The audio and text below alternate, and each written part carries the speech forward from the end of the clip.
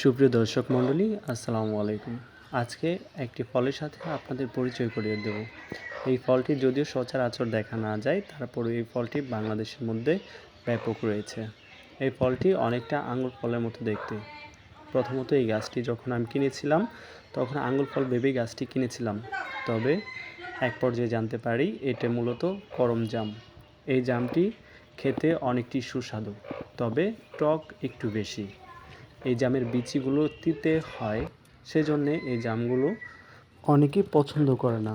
তবে পছন্দের তালিকায় রয়েছে মেয়েদের কাছে এই করম জাম অনেক সুস্বাদু লাগে, কারণ এটি অনেকটি টক। তবে এটি অল্প বয়সে খাওয়ার যোগ্য হয় না। এই ফলটি অনেক কষে ভর্তি থাকে, কষ্টের কারণে এটি খাওয়ার অযোগ্য হয়ে পড়ে। তবে এটি যখন প্রাপ্তবয়স্ক হয় তখন লবণ দিয়ে খেতে সেই লাগে। মূলত এটির যে সুস্বাদু রয়েছে আর এটার যে গুণাগুণ রয়েছে সেটা প্রকাশ পায় কেবল লবণ দিয়ে খাওয়ার মাধ্যমে। দর্শক, আমার বাড়িতে রয়েছে কিছু ফল ও ফুলের গাছ, সেগুলোর সাথে আপনাদেরকে পরিচয় করে দেব।